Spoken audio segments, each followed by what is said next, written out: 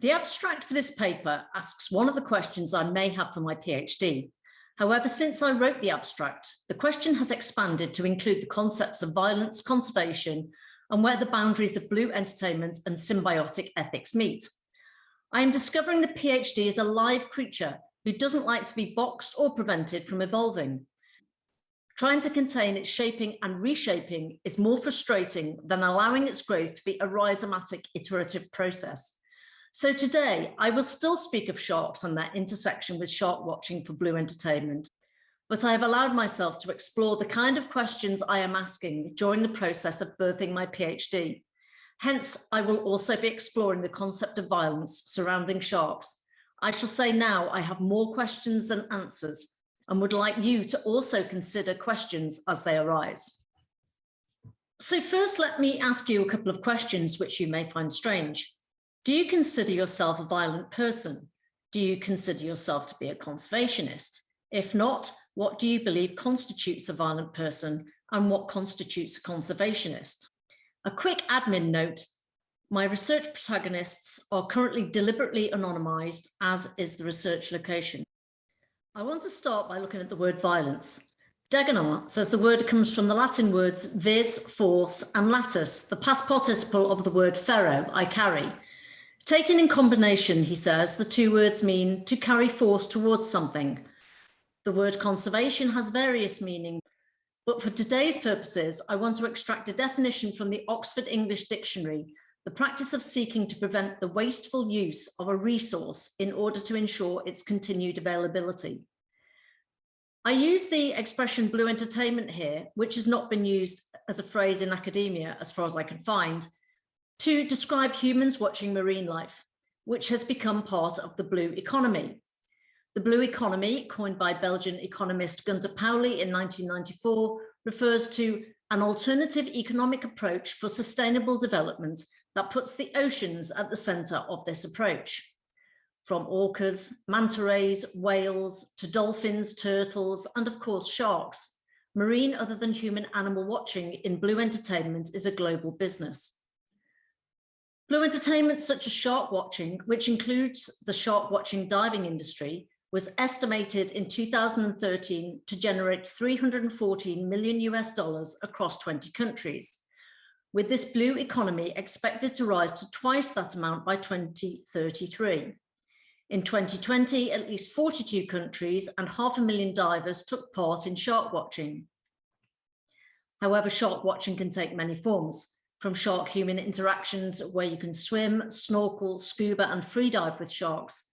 However, I couldn't find any data that gave economic estimates for non-scuba shark watching and no further academic economic estimates since 2013, reflecting Resoreo's comment of the paucity on information on marine ecotourism.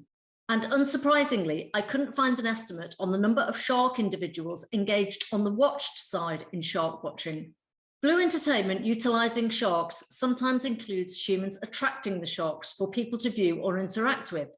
Attracting sharks is carried out usually by putting food in the water, often dead marine life, which is likely to have been killed to attract the sharks. Is this violence? Is it acceptable in the name of entertainment? Is attracting sharks safe? Chumming, provisioning, feeding. What is the difference when sharks are involved? Well, kids and candy shops, according to my human protagonist, throw a bunch of candies into a room full of kids and there'll be chaos, she says. And the sugar rush afterwards leaves kids in a state human adults find stressful to handle. Now replace kids with sharks, candy with fish, and sugar rush as analogous to the heightened states the sharks are left in after chumming occurs. What is likely to happen? I think you may know. A scenario from my research reveals what can happen. She lost a limb. Well, most of it. Who was it? What happened? We're not sure yet. We can't recognize her. Please make a note of what you're thinking about the victim in this context. What do you feel about the violence that has occurred? When an incident occurs causing injury or death and a human animal is hurt, the other than human animal is often blamed. Many articles talk of injuries to human animals caused by dogs, horses, cattle, and moose. And of course, the stereotypical shark attacks and bites. Marine other than human animals are even categorized into perceived harmful effects that will occur, such as bites, stabs, or stings, as marine other than human animals seemingly are poised to cause injury to human animals when a human animal enters the water. Let's go back to the word violence. Dearden goes on to say, violence is said to be extreme force, willfully carried out against X, and which is said to violate X because it does not show respect for the value of X. Here he uses the word willfully. However, Jacquet argues that violence can be unintentional, but can still have violent consequences upon X. A thunderstorm may be described as violent, she says, but can a thunderstorm be said to have the intent to be violent? And what of the intention of the marine other than human animal? The bite of a shark, the sting of a stingray, the stab of a swordfish is the action, but what was the intention of the other than human animal? There are questions I ask myself in regarding to this. When reports say that an attack was unprovoked, first, why do we use the word attack and not accident, as we might use if we injured an other than human animal? UK lawyers use the word accident to categorise a hit and run, but whereas sharks carrying out a taste and run on an other than human animal, it is normally categorised as natural behaviour. The same behaviour on a human animal is called an attack. Also, can we claim to know the difference between provoked and unprovoked attacks, when whether we can understand the minds of other than human animals is simultaneously hotly debated? So someone has lost a limb. Did the perpetrator, another loaded word, cause the loss intentionally? Is it still considered a violent act? If not, the person lost a limb after all. What about our intentions when injury is caused to another than human animal? When humans buy fish or marine life in their food shopping, was their intention to be part of the commercial commodification of marine bodies, some of which are maimed or die from marine debris entanglement, or simply are accidentally killed as bycatch? What of when someone visits an aquarium and views a marine animal in captivity? Does the human animal observer intend for the individual to be depressed or frustrated? Of course, the answer is no. The intention was to buy food they like or to have an experience of seeing the other than human animals up close. But the consequence is still the killing, maiming, and disabling of marine animals in the creation of food or in the acquisition of the marine individuals for captive blue entertainment. So a question I have is the violence perpetrated on those marine bodies of any less significance because their direct intention was not to cause violence? X was still violated, as Dearden points out. Once one is aware of the violence perpetrated by viewing or eating, is the continuation of these actions not willful, intentional, and therefore violent? So how much violence through attacks is imposed on human animals each year by sharks? The Florida Museum records shark on human incidents annually in a file called the International Shark Attack File, and boasts 137 cases in 2021, 23 of which were provoked attacks and 39 unprovoked. While they go on to say the risk of being bitten by a shark is low, a chance of 1 in 3,748,067, compared to the chance of being in a car accident, which is 1 in 84. In contrast to the 137 human victims reported annually, the exact number of shark victims killed by human hands, both intentionally and as fishing collateral, is unknown, as there is, for many reasons, a paucity in data. But Worm et al. Estimated in 2013 between 63 and 273 million sharks per year were anthropocentrically killed intentionally or accidentally. These deaths are not reported as human on shark attack. Words are important. Attack, bite, these words are used to sell, whether newspapers, magazines, to gain social media followers, or simply for clickbait. Even institutions that claim to want to conserve sharks use such words. For example, the Australian Institute of Marine Science uses the word attack on its website. Such inflammatory rhetoric, says Neff, which scientists and media alike have used, perpetuate the stereotypical image of sharks as intentional killers, seeking out humans as intentional prey. It's time for such language, he says, to be modified, but media sensationalism continues to perpetuate the view of sharks as violent man-eaters. A study by Muta et al. In 2013 concluded, despite evidence that many shark species are at risk of extinction, we found that most media coverage emphasized the risk sharks pose to people. To the extent that media reflects social opinion, our results highlight the problems for shark conservation. We suggest that conservation professionals purposefully and frequently engage with the media to highlight the rarity of shark attacks. So is stereotyping a form of violence? Well, several scholars say yes. Ruiz-Carrot et al. Say the human animal need to comply with beauty standards evokes a form of violence upon women.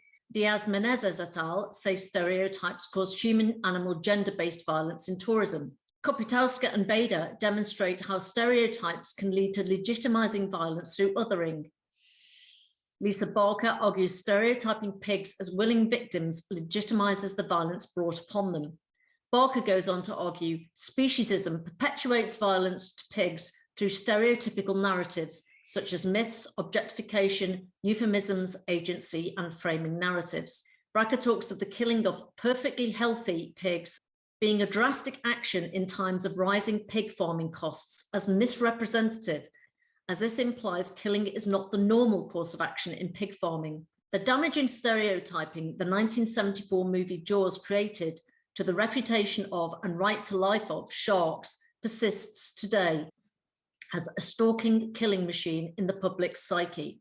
This misrepresentation of great white sharks is generally held by the public to apply to the 520 plus known species of sharks, and that message still permeates through our societies. It could be argued that holding or perpetuating stereotypical views misrepresents the person in question, others them, and has the potential to lead to stereotyped forms of violence being brought to bear on the person being stereotyped. Just as racial and gender stereotyping can lead to violence, so too can the stereotyping of other than human animals, such as on wolves, bears, and spiders. So in my PhD, I want to look into the wording used by some conservationists regarding sharks. Do words help criminalize sharks, as Neff and Hoyter suggest? Is their use of words a violent act in itself, a form of hate crime? What does it lead to? As we have already seen in 2021, there were 137 human victims of shark negative encounters, as my human protagonist would say. One such recent incident of an alleged provoked attack, the first human fatality in 60 years in Sydney, Australia, caused so much rage, people went out to hunt the shark. Is this level of violence justified? And how would they know which shark killed the victim, a swimmer? Furthermore, even when we enter the marine environment, West tells us the risk of a fatality from a shark attack in Australia remains low, with an average of 1.1 fatalities per year over the last 20 years. While the media sensationalizes human victims of blue entertainment injuries, academia does look at injuries brought to bear on marine other than human animals by human animals. Articles on the tourism impact on stingrays, mantas, and dolphins are available, but they are often written up as a means to protect the other than human animals as a source of socio-economic benefits via blue entertainment, or as vital parts of a healthy human life-sustaining ecosystem, food source, or as commodities when dismantled, rather than for the other than human animal themselves as an individual. While an individual conservationist may care about individual other than human animal research participants, the culture of science generally demands the illusion of objectivity, and therefore the omission of any kind of language that is imagined as subjective. So I want to ask, is this a form of violence in the absence of speaking up for individuals? But there is good news. Although sharks may not be considered as ethically significant as individuals for some conservationists, at least publicly, shark watching has contributed to their increased protection. For example, nations have made new or increased the size of their marine protected areas.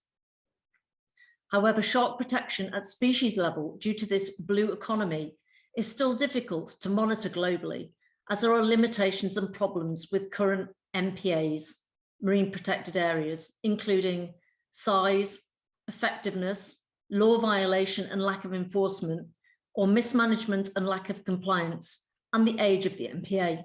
However, shark watching has the potential to give sharks, at least at population level, protection from anthropogenic violence by the funds raised contributing towards locally protected areas, as it promotes the blue economy and the establishment of shark sanctuaries, and many divers are aware of this. In fact, Watmore, Van Putten and Chin tell us in a report covering 53 years of diver attitudes towards sharks and rays and marine protected areas, that divers' attitudes have changed from being hunters of marine life to nature observers. Kluwer et al. Suggests a change in perception of sharks increases the interest in shark research, so revenue increases, research increases, and shark protection increases. However, I have questions, such as shark protection hopefully increases due to more sanctuaries and MPAs, should we and conservationists be concerned about shark individuals, not just populations or species? These marine individuals provide blue entertainment, which contributes to the blue economy. What is in it for them if they are not at least to be protected within the bounds of the sanctuaries? Even in protected areas, when shark watching operators fail to consider the safety of individuals in the process of making money and entertaining guests, what happens to the victims of blue entertainment accidents? I wonder why the word attack is used for shark and accident for such things as car crashes. I often wonder when animals are run over, when it is known the incident was no accident, while the incident is not called a deliberate. So what about the victim in the accident in the candy shop incident I spoke of? What should happen? What recompense to the victim when food is thrown into the water to attract sharks, and what consequences to the creator of the accident? As you may have guessed, the victim in this scenario was not a human animal. It was a shark, thought to be S, who lost a great portion of her tail. Not only was she unrecognizable when myself and my human protagonist last spoke about the incident in late February, but there was uncertainty as to whether or not she would survive. The top of her dorsal fin lopped off. There was an incident or an accident or a deliberate, where a boat with paying guests chummed the water to provoke the resident sharks to the surface for the commodified glee of the shark watchers and the income of the operators. However, the boat crew did not follow protocol and left the engine running. One of the kids, i.e. sharks, in their heightened sugar rush state of chummed candy, i.e. fish, in the candy shop, i.e. the water, was maimed. I ask, was this a violent act? While it was unlikely that the boat crew intentionally maimed a shark, does apathy or lack of training mean this unintentional act was an act of violence? And what recompense for the victim? As I have asked, while the shark watching blue entertainment socio-economic benefits go to the human animals, what's in it for the individual sharks if they are not guaranteed benefits of being protected? What are the ethics and morality surrounding this? One shark goes missing, gets injured, but a mass of sharks is still there. So for the boat owner, what is the problem? A question I have is there a form of violence in not caring about the individual? I understand there is an ethics element, utilitarian ethics, but is there an element of violence in failing to do something to prevent the injury or death of an individual shark? The failure to protect other than human marine participants for blue entertainment can be argued to be driven by public perception, but public perception is affected by many sources, including conservationists. Some shark conservationists advocate for lethal sampling to save sharks, and others call for the killing of sharks to be allowed in order to save them. Is this speciesism? Ethically or morally, would we allow lethal sampling of humans or killing of humans to save them? So if some conservationists are intentionally killing individuals, why should blue entertainment operators care if there is an accident or a deliberate? What is the injury and death of one shark if money is made and there are no repercussions? I want to ask you who you thought was the victim of losing a limb in this candy shop. Did you think it was a human animal? What thoughts went through your head about the human animal you may have envisaged? What went through your head about the shark before I told you the shark was the victim? Did you think at all that the person who lost a great portion of their limb was a shark? Does your unconscious have an unintentional, stereotyping perception of sharks which unintentionally perpetuates violence upon sharks? Down another quick rabbit hole. I asked at the start, do you contribute to violence? Do you have violence-causing actions or thoughts? If we believe and perpetuate the stereotypes formed around sharks as intentionally violent, and if we contribute these thoughts to the world, what violent effect does this have upon sharks? Does this make us a person who indirectly connects to the thread which brings violence upon sharks? Or alternatively, do we contribute different views to the world which connects to the web that contributes positivity towards sharks? If you contribute positivity, does it make you a conservationist? What if I don't think sharks are violent but say nothing? Is there a violence in the absence of saying anything? These are some of my questions. My human protagonist certainly thinks everyone can be a conservationist by their actions. What we all do affects the world, not just scientific researchers. So I'd like you to think about that. Where do you lie? Simpendorfer and Neff are amongst academics calling for the need for researchers and the public to reframe how sharks are seen. Not as a stereotype we have been fed, but as a species trying to survive. I want to help further that, but help sharks be seen as ethically significant individuals through my research with my protagonist. The shark in question, S, is someone's friend, family member. My research is with sharks and their human shark listener. The shark listener has relationships with individual sharks, some of whom she has known for over 10 years. We have all probably experienced the loss of a companion animal, but what if the other than human animal you love, you cannot have in your home? You must visit their home. What if that shark goes missing? What of the confusion and potential grief of the shark listener whose companion animal may go missing? And what of the grief and confusion of members of the shark family in the underwater space where they all frequently rendezvous as a result of this accident? What of the grief and confusion on both sides when a shark acts as if they recognize you, but you can no longer recognize who the shark is due to the injury caused by violence? Does the intentionality of the violence matter here? Do you still fear the shark is violent, even though it is likely in pain and confused about her lack of ability to swim, hunt, or feed? The consequences are still devastating. While the world moves on and the cycle of blue entertainment churns out money, human eco-tourist experiences, and a myriad of images destined for social media, a consumable commodity from which we benefit from visual trophies, says Padulan Luck. What do we think of the shark-human relationship happening in one spot underwater as the human and shark try to figure out what will happen next? Give a thought to whether you are part of the entangled web of violence and conservation, intentionally or not.